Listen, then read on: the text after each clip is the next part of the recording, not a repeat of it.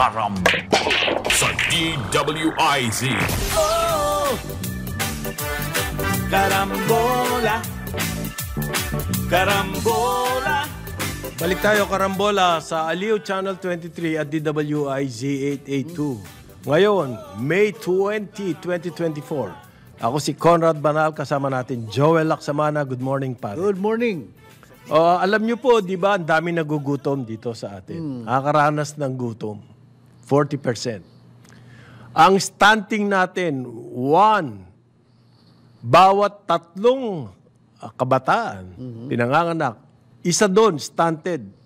Ang laki ng problema natin sa pagkain. Okay? So, sa nakikita namin, ang solusyon ay importasyon. Okay? But the government's paying lip service dyan sa food production. Okay? Amending the rice tarification law. Pero yung rice tarification law, yung amendment po nun, it's after the farm gate eh. Or even yung dating... Ano mangyayari paglabas ng goods sa farm, papunta sa market? Yan. Yung bentahan, yung NFA, makikialam sa bigas, yung ganon. Pero yung production mismo ng rice, doon tayo kulang na kulang. Yun ang hindi nabibigyan ng kaukulang pansin. Yung production ng food, hindi po. So, and even yung project lagi, yung Land Use Act. Hindi na gumalaw sa Kongreso. Hindi na nga eh. Tuloy yung mga lupain na dapat sana sa pagsasaka o sa pangingisda. Isa pong nagiging real estate projects. Tama. Isa pa sagot daw, yung DSWD na food stamp program. Tuwan-tuwa daw ang DSWD. Dahil ang House of Representatives, inaprubahan daw po yung kanilang food stamp program. Walang gutom, 2027. Sino we would like to express mga lawmakers natin yan, mga mambabatas. Hindi, ang DSWD, ang naglabas ng statement. Naisip ko kagad, we would like to express our gratitude. Kanino? Sino? Who are you being, grateful? Laki ng utang na loob nyo, no? Sa House Committee on Social Services. Sa pagsuporta daw po nila niya ang food stamp program. Yan ang sabi, yan ang press release ng DSWD. Yan. Nagka-hearing daw po kasi nung 1 linggo. Okay. At yung committee, inaprubahan yung consolidation ng mga bills. Okay? Okay. So, what inspired DSWD na sumipsip ng husto rito sa committee na to? Ano kaya? With gratitude.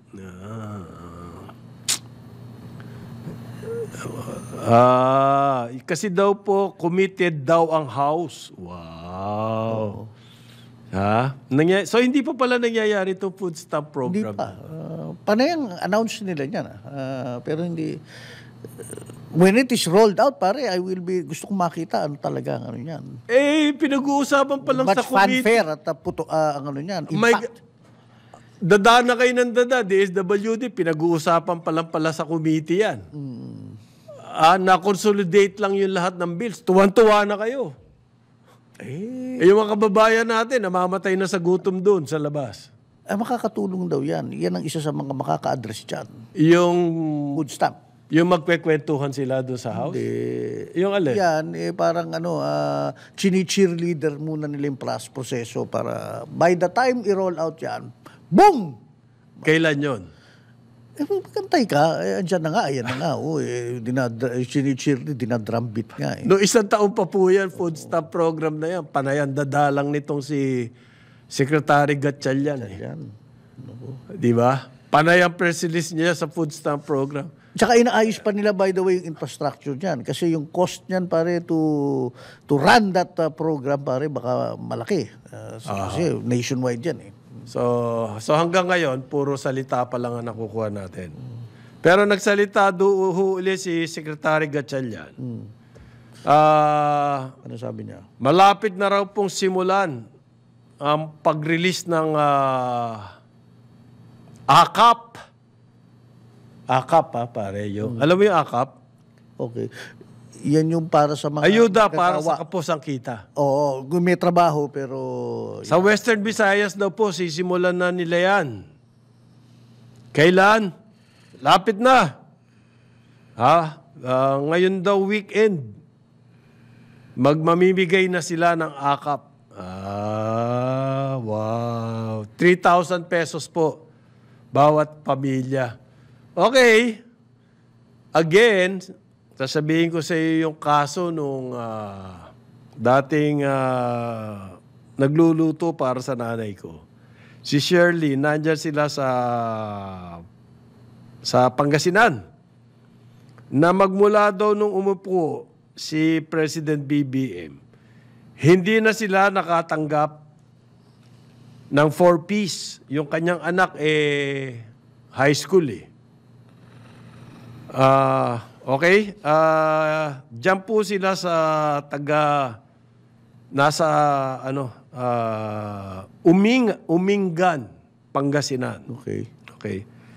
Magmula raw, noong umupo si President BBM, ulitin ko, hindi na sila nakakatanggap ng 4-piece. At yung DSWD, office daw doon sa kanila, hindi naman sila sinasagot. Kung kailan magkakaroon, kung magkakaroon pa ba, o ano bang dahilan, bakit wala na, wala daw pong sinasabi sa kanila. So nagtatanong itong mga taong ito, dyan sa Umingan, Pangasinan. May pag-asa pa raw ba? Okay. Yan po, sumuporta yan kay BBM. Ano bang pag-asa ang hinahanap nila? Na makatanggap ulit ng 4-piece. Dahil alam naman nila, may budget naman So, ang dami nating announcement naririnig sa DSWD. Halimbawa, yung magsisimula na yung AKAP sa Western Visayas daw. Tapos, deep gratitude nila sa House Committee. Okay? Dahil consolidate daw yung bill. Wow! Useless po yung mga press release na yan. Dahil doon sa field, doon sa mismong front, kung gera man itong anti-poverty, war on poverty, di ba? War on hunger. Namamatay na po yung mga sundalo nyo doon. Puro press release pa rin kayo. O paano kaya ito, pare? Pero doon sa yung sinabong sa AKAP, ito yung mga... ayuda, yung mga kapusang kita. 25.24 million Filipinos ayon sa Philippine Statistics Office do not earn enough to meet their basic food So needs. yung gano'ng karami ba bibigyan nila? Ang hirap nung ganyan. Is that on top of the 4-piece? Ano ko dito? So yung 4-piece hindi nakasama doon? Pwede ba? Hindi, yan na nga. I-address So iba yun sa 4-piece? Iba pa yun sa 4-piece. Iba pa yun? Iba pa yun. So pag nasa 4-piece ka na, hindi ka na pwede sa AKAP? Hindi na. Hindi na. Naman. Kaya nga mas malaki sila Dahil yan may mga kita 3,000. naman Pero ang akin pare, if I may say so, ang problema puro ayuda yan Parang dole out. Yun na nga problema. Ang akin sanang panaginip. Yan ang panaginip. Sana itong mga mamamayan natin ganyan, yung sila, yung mga dyan sa 4-piece o AKAP, yung mabalik ang kanilang karapatan o paraan para managinip uli ng mas magandang buhay para sa kanilang mga anak. Kasi I ask this kasi may kausap ako, itong trip ko lang over the weekend. Tindera sa sari-sari store dun sa Jensan. Okay. Sabi ko, ano bang panaginip po para sa mga anak mo? Wala siyang maisip. Kasi siya, basta yung sari-sari store na lang, pinag-aaral niya yung mga anak niya at hopefully, yun ang pinakapanaginip niya. Yung mga anak niya makapatapos at makakuha ng mas magandang trabaho. Mangyari lang daw sasara na daw niya yung sari-sari store niya kasi hindi naman kumikita. Ang daming sari-sari store sa bawat kalye. Ang hirap maghanap buhay. Ang hirap maghanap buhay. So, para ba naging fatalistic na kasi yung mga Pilipino tuloy dahil sa sa hirap ng buhay, pare. Ah. Kaya in a way, pare, yung departamento ni Ngayon, Vice President Inday, importante kung ganyan. Yung edukasyon ng ang dapat tutukan yun na natin. nga lang ang pag-asa ng Pag-asa, mga yun ang pag-asa ng marami sa ating Doon mga mamamayan. pumapasok yung 4Ps, pare Oo, Joel. oo. Kasi yung 4Ps, kaya binibigyan ng tulong yung isang pamilya. No. Kapag meron silang nag-aaral na anak, Oo. bibigyan mo ng tulong para masustain. Para, kasi malakas po ang dropout Oo. rate natin. Oo. Grade school pa lang, nagda-drop out na. Why? Walang pera pamilya at tutulong yung bata sa hanap buhay. O sa hanap buhay, maglilimpia bote o something. Kunwari, agriculture. High school, ganyan din po. Drop out. Lalong mawawalan ng pag-asa sa buhay yung batang yun. Di ba? So yung idea ng 4Ps, bibigyan mo ng tulong yung pamilya na yan para makatapos sa pag-aaral yung anak. May insentibo yung mga magulang. Kaya pag hindi nakakarating yung pera, kailangan tignan saan napupunta yung pera. Ikaw naman yung along the way, parang maraming Umingan, Pangasinan. Mare, hindi natin alam kung anong dahilan. O baka hindi talaga nagre-release ang DSWD. Uy. Pero alam po natin, talaga may budget yung 4Ps na yan. Kung hindi na-release, anong dahilan? May mga inuunang lugar. Ano ba? Hindi natin alam eh. Kailangan ng paliwanag, in other words. Okay? Ang sinabi po ng Department of Agriculture ngayon, tumataas na rin ang presyo ng manok. Tumaas na raw 10 pesos per kilo. Ayan, nagaling. Itong kailan lang yan, ha? Dati po kasi, ang manok po kasi mura yan eh. Meron ako nakukuha dyan, 180 per kilo, meron 200 per kilo. Tumaas na raw pala ngayon, 230 na per kilo. Sabi po ng Broiler Raisers Association, United, ang taas daw po ng margin. Kasi yung farm gate price ng manok, napakababa, ikumpara mo doon sa presyo sa palengke. Sa farm daw po, 120 pesos per kilo yan. Pagdating na ngayon sa supermarket, sa palengke, 230. Ang laki naman daw ng difference. Ayan na naman yan. Okay. Anong dahilan yan? Kailangan malaman natin. Sa akin, logistics cost of logistics yan. Tumataas ang presyo ng oil. Okay? Mataas ang presyo ng kuryente. Kailangan kailangan mo i-refrigerate yan eh. Refrigerated ang warehousing yan, delivery. Okay. Ano ba ang dahilan niya? Bakit napakalaki ng margin? Kung 120 yan sa farm gate, 230, 110 per kilo ang difference. Mahigit sa kalahat. Almost double. Di ba? Paglabas po ng poultry, yung manok, halos doble ang itataas ng presyo pagdating sa palengke. Baka pagdating sa palengke, tumataba siya. Along the way, pare. Tumataba yung lumalaki pa yung manok. Lumalaki yung manok. Ay nako, ang hirap paliwanag diyan ha. Sa mga nanay, sa mga ina ng tahanan, sila nagbabudget. Nako, sakit ng ulo to. Pataas ng Hindi lang bigas, hindi lang baboy. Baboy nga, nagtaasan na ng gusto yan eh. Nagdoble na ang presyo ng baboy. Okay? Ngayon, eto, manok naman. Ay. Paano kaya to, parin dyan? Oo nga eh. Hindi ko... Ngayon. Kasi hindi dun sa farm ang problema ngayon eh. Dun sa paglabas ng farm. Labas eh. Nandiyan ang problema. Yan ang sinasabi ng mga magmamanok, yung mga poultry. Buti, nasa poultry ba si paring Marlen? Meron siyang natitira pa at saka baboy. May manok at baboy. Another problem. Another problem. Okay, tubig. Ngayong La Nina, paring Joel. Meron mga mahigit 30 bayan dyan sa Cebu. Walang tubig. Grabe. Ganong kalala itong El Nino na to. Sa Cebu, Okay. Pagkatapos po, meron daw nangyayari. Yan, water shortage sa Cebu. Ang hirap i-solve niyan kasi matagal na pong water crisis sa Cebu kasi wala sila source. Coral, ganon, wala Malayong pinagkukunan. malayo pinagkukunan, yung ganon. Tapos, Bulk water. nag-aaway. Doon nga sa Cagayan de Oro, nag-aaway sa bulk Sila, water. Bulk water. So, problema natin yung tubig. Ito po, may sinasabi si paring Joel, ano yung audit daw ng Kaliwa Dam? Ano yung sinasabi? Oo.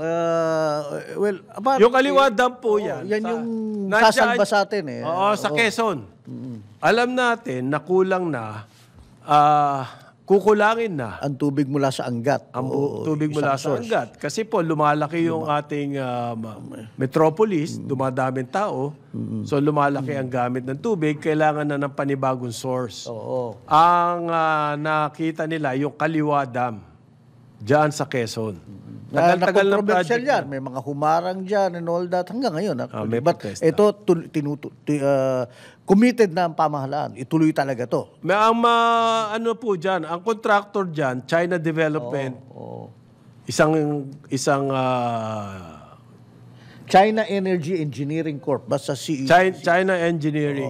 Sila yung contractor talaga. Now, ang nangyari dito ngayon mukhang yung audit sila. Itong project dahil nag-release na ng 1.8 billion Pesos. pesos dun sa project's foreign contractor, yung Chinese nga. Pero 1% pa lang natatapos. 1% pa lang natatapos. Now, ito yung pinag-uusapan natin. Mukhang 1% pa lang yung project. Minadali ang pag-release nitong pondo, itong notice to proceed. Mukhang hindi pa handa yung contractor. Whatever. Sino ay involved dyan? Oo. MWSS. oo. Ganito Sila- po, sila naman ang MWSS, nangutang, tapos nag-bid out sila, ang nanalo, yan China Yan, China. Engineering. Pagkatapos, inaward nila yung contract sa China Engineering. Tapos binigyan nila ng notice to proceed. Okay? Dapat tuloy-tuloy na yung project. Tuloy na dapat yan. Ang nangyari pala, hindi pa kumpleto yung mga requirements. Hindi pa po nakukumpleto yung requirements, inaward na. Ang nangyayari daw ngayon, paring Joel, ang bali-balitang natatanggap natin, itong MWSS nang babayad ng penalty fee dyan sa kanilang kontraktor. Dahil sa mga delay. Wala silang ganitong permit, wala silang ganong clearance. Dahil minadali nga, hindi pa handa yung contractor. Bakit mo mamadaliin kung ganon? At magbabayad ka na agad? Dahil sa komisyon? Naku, ikaw nagsabi niyan. Hindi, nagtatanong lang ako. Hindi ko sinasabi. Anong dahilan? Pero nakapag-iisip Anong dahilan? Bakit ang MWSS gusto mo madaliin yung pag-release ng pera? Yung bang pag na-release mo yung pera, bibilis yung project? Ganun ba yun? That's not how it works. In fact, That's not how it works. Kaya sila sinisilip ngayon ng COA dahil dapat ang pag-release ng project based on certain May Gantt chart din yan mga deliverables. Deliverables. Pag natapos mo yung ganitong portion, bibigay ko sa yung ganitong amount. Ganyan ba yan? Turnkey basis. Kahit na any project ganun, pare. Di ba? Hindi naman agad-agad i-release sa yung bulto. Ito wala bang 1%? 1% pa lang ang natatapos. Ang dami na na-release na pera. Bakit ganun? So, maiisip ng taong bayan dyan, para kumita agad. Suspicious ka agad. Ba't ganun? Okay. Ngayon na-red flag sila ng COA. Panahon po nangyari yan, panahon ni President Duterte. At ang MWSS na yon noon, si Cleopas pa ata. I'm not sure, pero yan po. At yung MWSS is under the DPWH. Hindi ba, pare? Oo. Ang DPWH noon ay si Senator Mark Villar. Okay? At yung pamilya ni Senator Mark Villar ay involved po sa water business, yung prime water. Okay? Ngayon, ino-audit sila ng COA at sinasabi ng COA, bakit nagre-release ng ganong kalaking pera, pambayad ng penalty? Hindi po napupunta, ganito ibig sabihin nun, hindi napupunta sa project yung perang inilalabas ng MWSS, bagkos napupunta sa bulsa ng China Energy. Diba? Kasi bayad yun penalty. Kumbaga, balato na lamang yun sa China Energy. Hindi po napupunta doon sa project. Ngayon, eto tinatanong, kailan matatapos yan? Dapat daw natapos na yan Siguro dapat mag-explain nga ang MWS dyan. Actually, I want to marinig the explanation. Kilala ko yung dating MWS administrator, si Bobby Cleofas. Ano siya, very upright at saka matagal ng career officer sa MWSS. Ang isa sa mga ASIC niya dyan, si deputy, ano explanation kaya? Wala pa nga, si Dale Bryan Go, dating kasama ko sa Manila Water yan. So, yung bang, these are guys, masinop to sa mga numero So, interesting din kung paano nangyari dito At saka sa deliverables, lalo na dahil si Ma'am Bobby, Bobby Cleofas talagang sanay rin humarap naman sa media yan. Hindi nagtatago yan. So, pero siya sinisisi ngayon Oo nga tapos Bukowa pa. Well, hindi. May consumer meron ding sila sila Habellana. Oo. Nag-iingay ngayon. United Filipino Consumer and Commuters Water for All Refund Movement. Ang haba nito sila yung nagke-question. I mean, okay, that's your side. Sana si Ma'am Bobby Cleofas. I'll make some calls later para malaman. Susundan po natin. Para kuha rin naman ang side nila. Kasi nasa spotlight ang kaliwa. Dami, sa totoo lang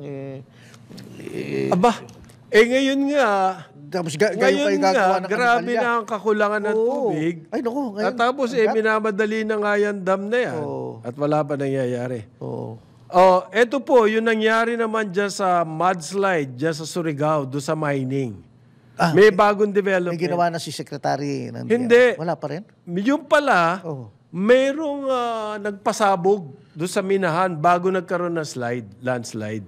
Nagpasabog. Ang mga taga ron po doon sa Surigao, doon sa mainit, yung bayan na mainit dyan sa Surigao del Norte, meron ang gusto daw po nila imbestigahan ng DENR na kung bakit nagkaroon ng nag-collapse yung harang.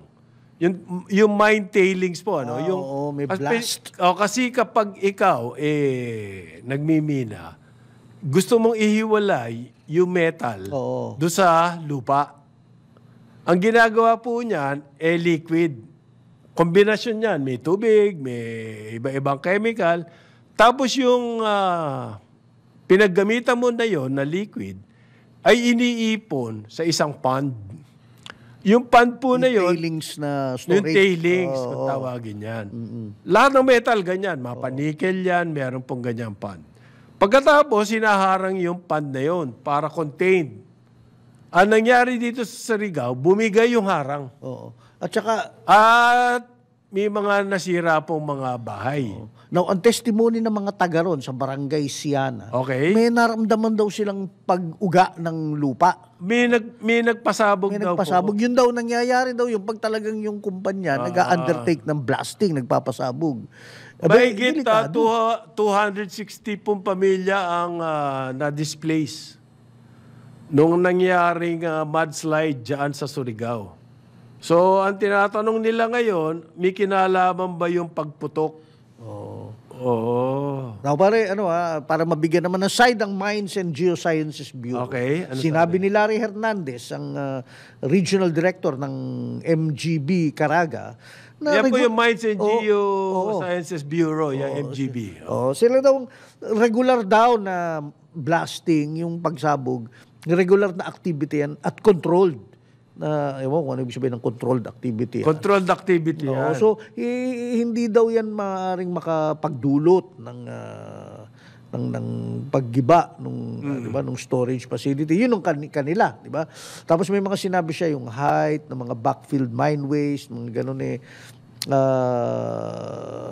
masyado daw mataas. But again, may sinasabi, yun nga ang problema eh. Baka humina, di ba? Okay. Yung bakod. Kaya But the fact of the matter is, kailangan imbestigahan. bumigay po yung bakod nyo. Oo, bumigay. Oo. Sa lahat ng minahan, bakit kayo lang ang bumibigay ang Parang bakod? inabugado pa yata ng MGB tong ano. I mean, ewan ko, Yeah, sorry. nga eh. Ang bilis mong mag-explika. Dapat yung kumpanya mag-i-explika nito. Greenstone Resources. Dapat yun po, Greenstone Resources ang sumagot niyan. Oo. Bakit? Bakit regulator? Ang regulator ang sumasagot para pare. doon sa kumpanya. Pare, parang paborito mong term na naman to Ano yun? Regulatory capture na naman tayo dito Bakit ang bilis nang sumagot para doon sa kumpanya? Oo, regular naman daw nangyayari yan. Sabi Ayan, na, palay.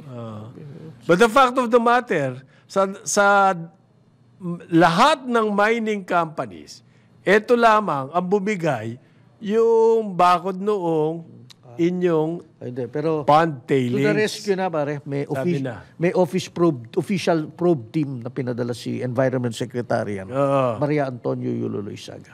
Taki siya. Yung po nagsasalita about the blast, taga rin po sa taga rin eh. minahan. Butya, bakit naman ano yung mga yan, di ba? Doon sila nakatira. Tuwing meron daw po magpapasabog sa mina, kasi kailangan magpasabog yan. Kasi open pit mining po yan. Ang open pit mining, para makatipid sa paghuhukay, gagamitin po ng explosives sa sabog, di ba? Kesa sa hukay ka na hukay, para sabog. Well, in fairness, sinabi ni Mrs. Director Herades, controlled activity. Now, I'm no engineer pare kung paano controlled activity. So, mga Yun ayon sa kanya. well-placed yung mga charges siguro. So, it's their word against the word of the workers there. Paano yun? Imbestigahan nga nung probe team.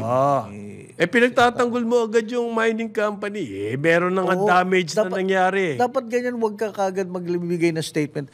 Ay, naku, imposibleng mangyari yan. Baka di imposible. Posible. Imbestigahan nyo muna. Imbestigahan muna natin. 9:33 ng umaga, Aliw, Channel 23 at DWIZ 882. Karambola sa DWIZ. Carambola, carambola, tuwing umaga. Balik tayo, Karambola, sa Aliw, Channel 23 at DWIZ 882. Kasama pa rin natin Joel Laksamana. Ako si Conrad Banal. Good morning. Good morning. Diyos sa mga umaangal po, nagkaka-brown out dyan sa Palawan. At sa iba pang lugar, nagba-brown out. Pasalamat kayo kay Energy Secretary Popo Lutilla. Okay. Dahil ang sabi niya po, sa huling-huling panayam niya with media, hindi lamang daw ngayon yan. May mga darating pa. Naku, parang may coming soon pa. More yellow, brown, and red alerts. May coming soon pa po yan. Okay? So, huwag kayong mag-alala. In other words, hindi lang ngayon yan. Okay? Ang problema kasi, kaya nawawalan kayo ng kuryente, may ibang lugar dyan sa buong Pilipinas, dahil may mga planta na nagsasara. Hindi gumagana. Para po hindi magtuloy-tuloy. Kasi pag meron isang planta, bigla na lamang nag-shutdown, may disturbance sa system. Yan, maaring magkaroon ng chain reaction, tuloy-tuloy na mawala ng kuryente. So, ang ginagawa ng mga power companies o ng NGCP o ng mga local na mga distributor, sinasadyang patayan ng kuryente yung ibang lugar. Manual. Para hindi po tuloy-tuloy yung tripping na sinasabi. Okay. So, ang problema dyan, nagsha-shutdown ang planta. Bakit nagsha-shutdown ang planta? Okay? Kaya po nagsha-shutdown ang planta kasi unang-una, matatanda na yung ating mga power plants. Ang pinakamamahal nating Department of Energy, mula noong panahon ni Al Cusi, ay hindi po medyo hindi masipag. magpatayo ng bagong planta. Sabi Nung ko nga sa panahon inyo, nung kanila, nung ang terminal target, 15,000 megawatts. Ang naitayo lang, mahigit sa 2,000. Therefore, may shortage ng power. Ang nangyayari po, yung mga power plants na yan, pinatatakbo natin ng husto para matugunan yung pangangailangan. Ito ang sabi ng ating pinakamamahal na Energy Secretary, Rafael Lutilla. Popo Lutilla po kung tawagin niya. Ang proposal daw po niya, haba-habaan yung time out nito mga planta. Meron pala silang scheduled. Yung kanila Depende kung anong klaseng planta. Yes. Oo. Yung ating po mga power plants, may schedule yan. Kung kailan sila magsha-shutdown for maintenance. Ang sinasabi po ni Secretary Lutilla, gusto niya daw haba-habaan yung period na yon. In other words, para ma-maintain ng husto yung planta. Para may oras sila. Ang tawag niya, they can take a deep dive to really inspect yung mga bawat bahagi ng planta. Ayan. Bakit kasi minamadali? Yung Maintenance. Dahil nga kulang ng planta. Kulang ang megawatt natin. So will that solve? Bibigyan nyo sila ng mas mahabang maintenance period. Yan po, will that solve the real problem? And the real problem is shortage ng power generating capacity. Napakababa po. At yan, hindi lang observation ng Karambola, yan din ang sinasabi ng mga ibang institutions like the World Economic Forum. Ang number one daw na problem natin, inflation at saka shortage ng kuryente. So yung mga pagtaas, pag hinabaan mo ang maintenance period ng mga yan, will that solve the power shortage situation? The only answer is, magtayo ng mga planta pa. Hindi. Nang mabilisan. Matagal nga daw yun, bro. Hindi naman bukas makalawa meron siyang mga data rito. Anong bukas makalawa? Hindi ka makakapagpatayo ng planta agad-agad. Meron nga sinasabi yung natural gas, yung liquefied natural gas. Nakabarko lang yan, nakabarge, pwede naman yan ano to po to Kailangan natin ng mabilisan na solusyon Okay? For now, pare, yung mga ganyan daw, longer maintenance periods would ensure that these aging power plants get the needed operational servicing for better performance. Ayan. I get that. And that solves our problem, Mr. Secretary? No. Ang sa akin po,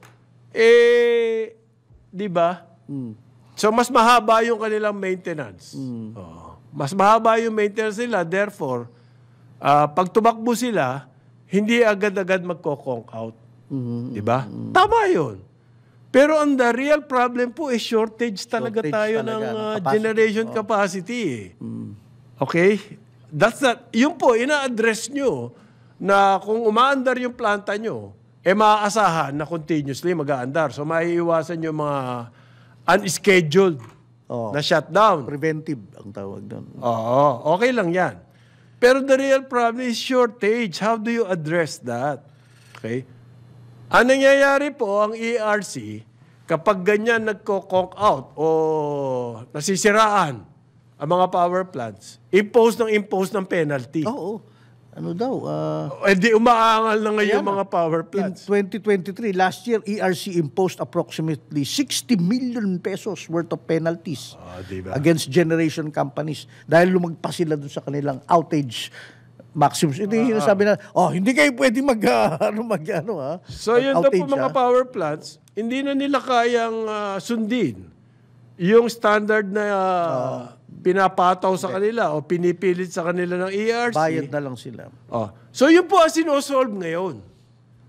Yung mga power plants, napipilitan sila magpatakbo ng planta kahit hindi pa ready dahil hindi naman na-maintain ang gusto para umiwas sa penalty ng ERC.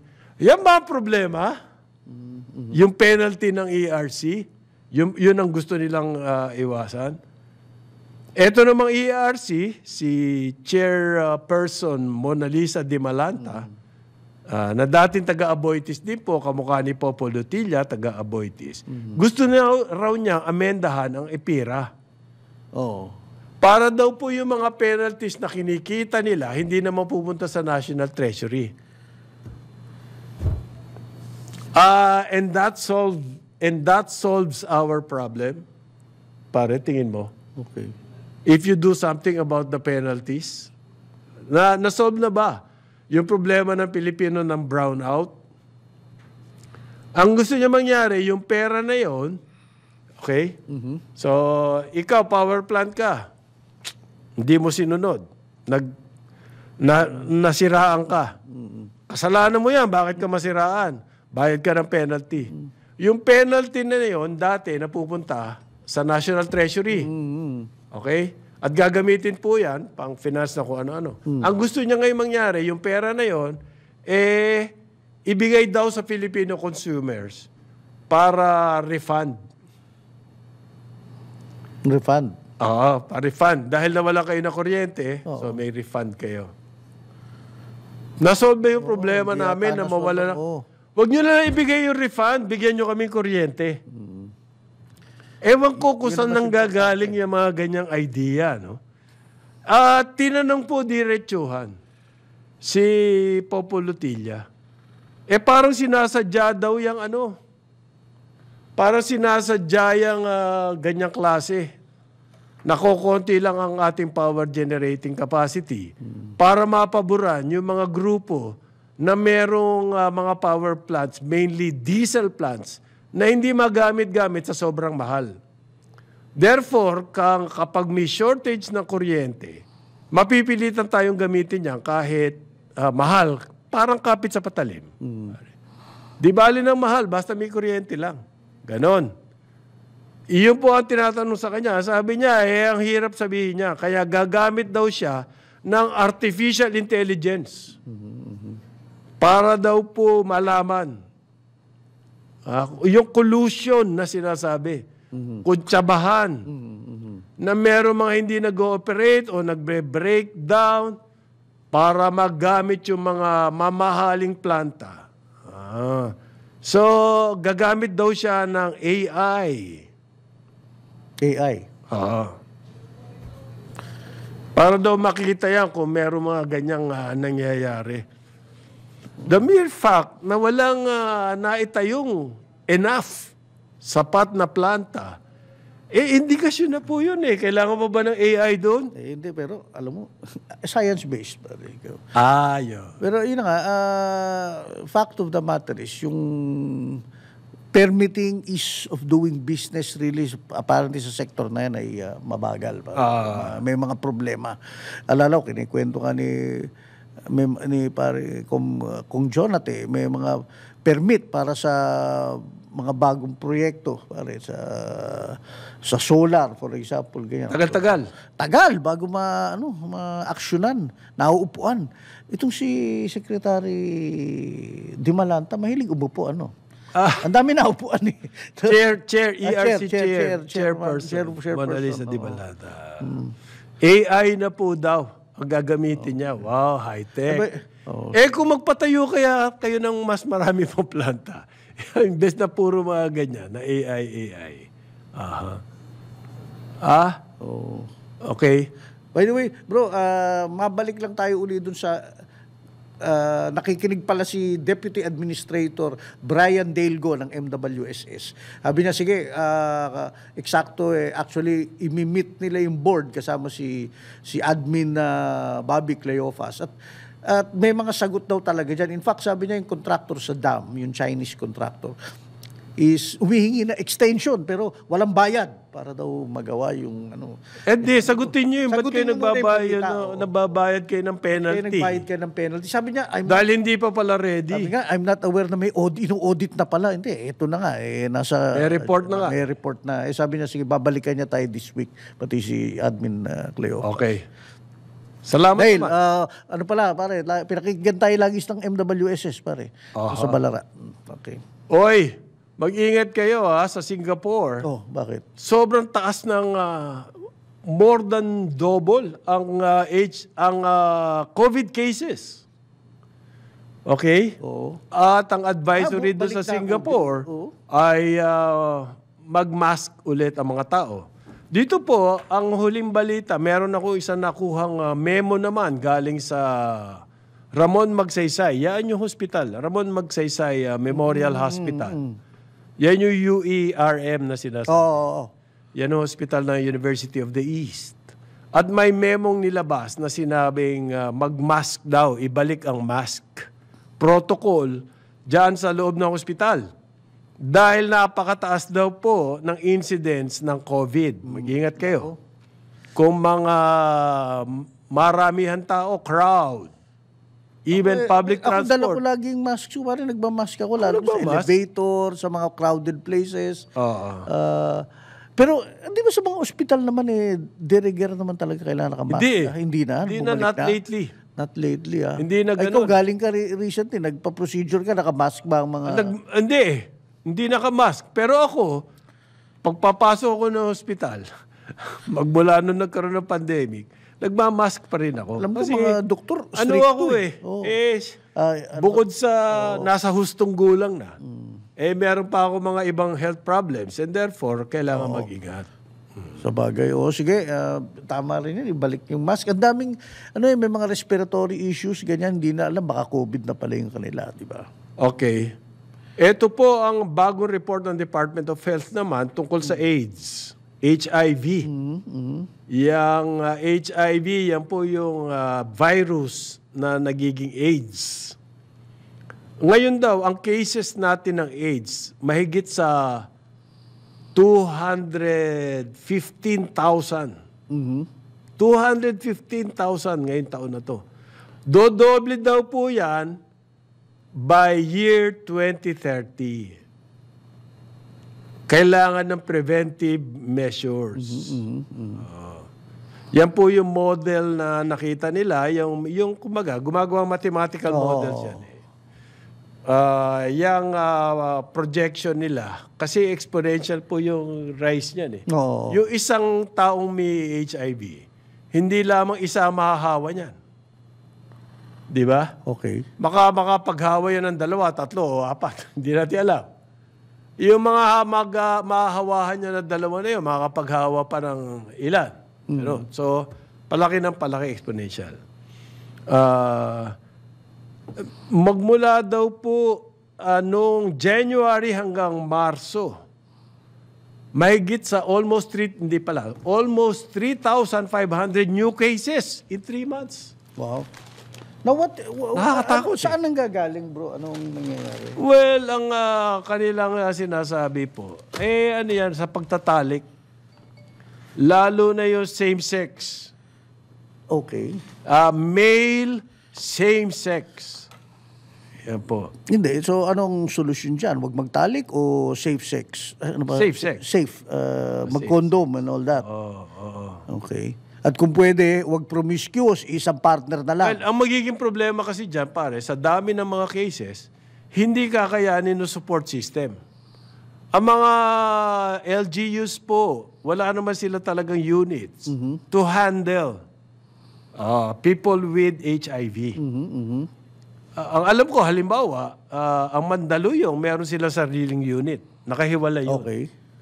Nakahiwalay yun at meron sila talaga mga experts na at nare-report na naririnig ko sa kanila mismo.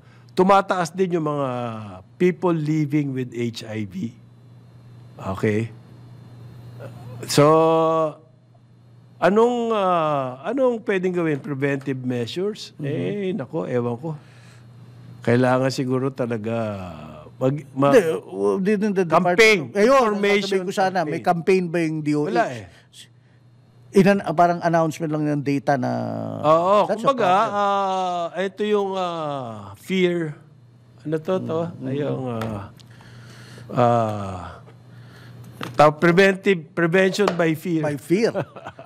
Well, that works, pero maganda pa rin na wag sa chamba-chamba, yung talaga meron tayong information programa. campaign po talaga. Information campaign. Baka may pondo pa dapat yan kasi kung aside from the communication Kasi pare, aspect, we can spend oo. all our money para Setting sa up mga clinics, mga to support those people with HIV, to support. Pero kung hindi natin mapipigilan yung pagdami, mauubos na naman yung pera natin dyan. Di ba? So, ang talagang kailangan gawin po dito, preventive. Although yung meron ng mga sakit ng HIV, kailangan alagaan. ang problema yung hindi nila alam na meron sila sakit. Yun nga Yun ang Testing. nakakatakot. So again, may pondo ka dapat dyan. Testing facilities, kits, whatever, pare. Totoo yan. Tapos information. Or to encourage na people na medyo ganyan ang lifestyle na magpa-test kayo. Oo. Ngayon, malaking ano yan, sir? Malaking programa yan. Kailangan 82% tutukan. daw po. Kailangan tutukan. Ang same-sex. Ang same-sex, 82%. Same-sex. Wow, ang laki. Dumadami na kasi sila Hindi ganun pare. Di sa again mga ano rin natin, kababayan din natin yan. Iba lang ang kanilang pananaw siguro sa buhay. Pero yun na nga, dapat sana may programa para within the ambit of safe sa lifestyle sila. Okay. Huwag natin kami. Okay, sa ngalan po ni Jonathan De La Cruz, Joel Laksamana, ako si Conrad Banal. Ito ang Karambola sa Aliw Channel 23 at DWIC 882. Ngayon, susunod na. Nandito na. Napakakisig, pare. Andito na. Ang makisig na Bango Sardinas. Unahin natin yung Tribute award-winning. At award-winning broadcast journalist Dennis Antenor Jr. sa kanyang Ronda Pilipinas. Karambola, karambola, tuwing umaga. Sumainyo ang programang Karambola sa DWIZ. Hanggang sa muli, tayo'y magbabalik upang ihatid ang pagtalakay sa iba't ibang mga issue dito pa rin sa programang Karambola sa DWIZ.